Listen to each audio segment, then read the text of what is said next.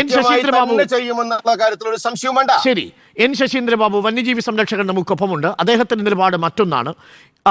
N Sasheendrababu, ഇതൊരു നരഭോജിയായ കടുവയാണെന്ന് താങ്കൾക്ക് അഭിപ്രായമുണ്ടോ? ആ നരഭോജിയായ കടുവയെ വെടിവെച്ചു കൊല്ലാതെ എങ്ങനെയാണ് ഇനി സാധ്യമാവുക? നിങ്ങളടക്കം വൈൽഡ് ലൈഫ് കൺസർവേഷനിസ്റ്റുകൾ പലപ്പോഴും ഈ കടുവയെ വെടിവെക്കുന്നതിനെതിരെ നിയമ പോരാട്ടം നടത്തുന്നവരാണ്. ഇപ്പോൾ ഒരു മനുഷ്യജീവൻ കൂടി നഷ്ടപ്പെട്ടിരിക്കുന്നു. എന്താണ് വയനാട്ടിലും ഇടുക്കിയിലുമെല്ലാം മനുഷ്യജീവൻ പൊലിയാതിരിക്കാൻ ചെയ്യേണ്ടത്? കടുവയെ വെടിവെച്ചു കൊല്ലാതെ മറ്റെന്തു മാർഗമാണുള്ളത്? കേന്ദ്ര വനനിയമത്തിലെ ഭേദഗതി ആവശ്യപ്പെടുന്നത് തന്നെ അപകടകാരികളായ വന്യജീവികളെ വെടിവെച്ചു കൊല്ലാനുള്ള അധികാരം ജനങ്ങൾക്ക് നൽകണം എന്നതിനു വേണ്ടിയാണ്. താങ്കൾ അതിനോട് യോജിക്കുന്നുണ്ടോ ശശീന്ദ്രബാബു? നമസ്കാരം. ഞാൻ ആദ്യമായിട്ട് ഒരു കാര്യം പറയാൻ ഉദ്ദേശിക്കുന്നത്, ആദ്യം വളരെ ഖേദകരവും വളരെ സങ്കടകരവുമാണ് ഇന്നത്തെ ദാരുണമായിട്ടുള്ള സംഭവം. അതിന് മുമ്പ് ഒരു പ്രജീഷിൻ്റെ വിഷയമുണ്ടായിരുന്നു. ഈ രണ്ട് വിഷയത്തിലും വളരെ സങ്കടവും ആർക്കും ഉൾക്കൊള്ളാൻ പറ്റാവുന്ന ഒരു കാര്യമാണ്. പക്ഷേ നിങ്ങൾ ഈ പറഞ്ഞ പോലെ ഞാൻ പല ചാനലുകളിലും വാർത്തകളിലും കണ്ടു, ഉടനെ വെടിവെക്കാൻ കടുവയെ വെടിവെക്കാൻ ഉത്തരവിട്ടു എന്നുള്ള വാർത്തയാണ് നമ്മൾ കേട്ടത്. എങ്ങനെയാണ് ഒരു മാൻ ഈറ്റർ, ഈ ബഹുമാനപ്പെട്ട മന്ത്രി അദ്ദേഹം അറിയേണ്ടത്, ഒരു മാൻ ഈറ്റർ എന്ന് പറഞ്ഞ ഒരു ഡിഫൈൻ ചെയ്യില്ലെങ്കിൽ അതിന് എങ്ങനെയാണ് നിങ്ങളൊരു കൺക്ലൂഷനിൽ എത്തിയത്? ഒരു ടൈഗർ, അപ്പോൾ ഒരു ടൈഗറിൽ തന്നെ പല ഇതിലുണ്ട്. കാറ്റിൽ ലിഫ്റ്റേഴ്സ് ഉണ്ടാവാം, മാനീറ്ററായി വരുന്ന ഒരു സാഹചര്യം എന്ന് പറഞ്ഞു കഴിഞ്ഞാൽ അത് ഈ ഭക്ഷണം കിട്ടാതെ ഇല്ലെങ്കിൽ ഇരപിടി തേടി പിടിക്കാത്ത സാഹചര്യം, ഒരു കാറ്റിൽ ലിഫ്റ്റിങ്ങിലേക്ക് പോകാൻ പറ്റാത്ത സാഹചര്യം, അങ്ങനെ ഈ ഒരു സാഹചര്യത്തിൽ അല്ലെങ്കിൽ ഒരു ആക്സിഡൻ്റൽ, പ്രജീഷിൻ്റെ ഇഷ്യൂ എന്ന് പറയുന്നത് ഞാൻ മനസ്സിലാക്കിയത് ഒരു ആക്സിഡൻ്റൽ ഇഷ്യൂ ആണ്. അങ്ങനെ ഒരു ആക്സിഡൻ്റലായിട്ട് ഉള്ള ഒരു ഇഷ്യൂ, ഒരു പ്രശ്നമുണ്ടാകുന്നു, അത് വൈകാരികമായി നമ്മൾ എടുക്കുന്നു, അത് നരഭോജിയാണെന്ന് ഡിഫൈൻ ചെയ്യുന്നു.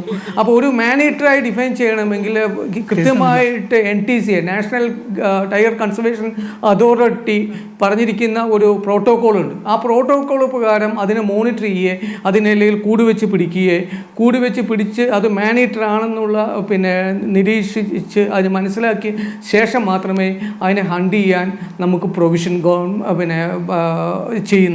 അനുവദിക്കുന്നുള്ളൂ. അതറിയാതെയാണ് പലരും പറയുന്നത്, ഈവൻ മിനിസ്റ്റർ വരെ പറയുന്നത് അതിനെ വെടിവെക്കാൻ അങ്ങോട്ട് ഉത്തരവിട്ടു, കളക്ടർ ഉത്തരവിട്ടു. ഒരിക്കലും സാധ്യമല്ല. കാരണം ആ നിയമം അനുവദിക്കുന്നില്ല. കാര്യം അത് നിയമ ഭേദഗതിയെ നിങ്ങൾ അനുകൂലിക്കുന്നുണ്ടോ എന്നുള്ളതാണ് ചോദ്യം. ഒരു വിഭാഗം ആളുകൾ ആ നിയമ ഭേദഗതിയെ അനുകൂലിക്കുന്നില്ല. അല്ല, ഈ ഒരിക്കലും ആ നിയമ ഭേദഗതി ഞാൻ ഒരു കാര്യം പറയട്ടെ. അപ്പോൾ വയനാട്ടിൽ മാത്രമാണ് ഇത്തരം ദാരുണമായിട്ടുള്ള ഒരു സംഭവങ്ങൾ, ഈ മാൻ ആനിമൽ കോൺഫ്ലിക്റ്റിലെ ഏറ്റവും പീക്ക് അല്ലെങ്കിൽ ഹയസ്റ്റ് ഒരു സ്റ്റേജിൽ നിൽക്കുന്ന ഒരു ഡിസ്ട്രിക്ട് എന്ന് പറയുന്നത് കേരളത്തിൽ വയനാടാണ്. അപ്പോൾ നിങ്ങൾ ഈ വെടിവെച്ച് കൊല്ലലും കൂട്ടിലടയ്ക്കലും ഇല്ലെങ്കിൽ അതിനെ പിടിച്ച് ട്രാൻസ്ലൊക്കേഷനും ഇല്ലെങ്കിൽ ഇങ്ങനെയുള്ളതിന് മുമ്പ് നിങ്ങൾ വയനാട്ടിലെ പ്രശ്നം എന്തുകൊണ്ട് കഴിഞ്ഞ 15 കൊല്ലമായിട്ട് നിങ്ങൾക്ക് ഏറ്റവും ഒരു പീക്ക് സ്റ്റേജിൽ വന്നിരിക്കുന്ന മാൻ ആനിമൽ കോൺഫ്ലിക്റ്റിൻ്റെ ഒരു പീക്ക് സ്റ്റേജ് എന്ന് പറഞ്ഞാൽ കഴിഞ്ഞ 15 കൊല്ലമാണ്. എന്തുകൊണ്ട് അത് പരിഹരിക്കാൻ മാറി വന്ന ഗവൺമെൻറ്റുകൾക്ക് സാധിക്കുന്നില്ല? ഞാൻ ഇവിടെ ഒരു ചെറിയൊരു കാര്യം പറയാം. 1901 75,149 ആൾക്കാരാണ് വയനാട് ഡിസ്ട്രിക്റ്റിൽ ഉണ്ടായിരുന്നത്. 2011 ഏകദേശം 8,17,000 ചില്ലാനും ആൾക്കാർ അവിടെ ജനങ്ങൾ ഉണ്ട് സെൻസസ് പ്രകാരം. അതേസമയത്ത് ഒരു ഞാൻ പറയാണ്, അതിൽ പ്രശ്നങ്ങൾ പറയാണ്.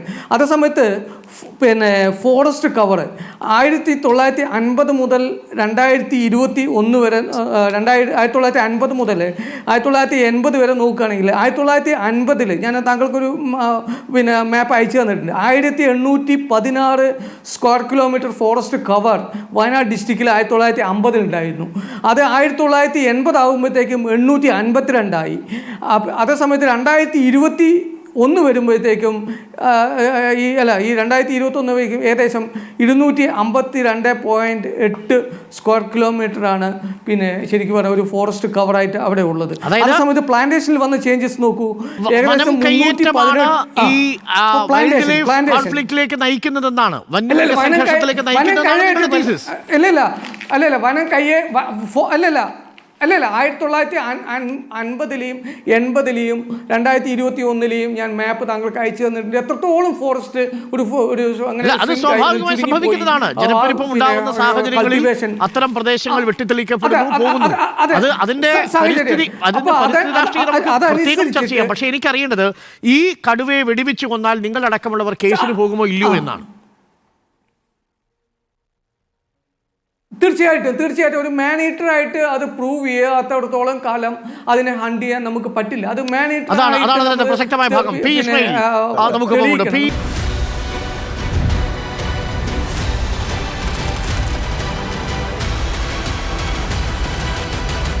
Debate with Dr. Arun Kumar.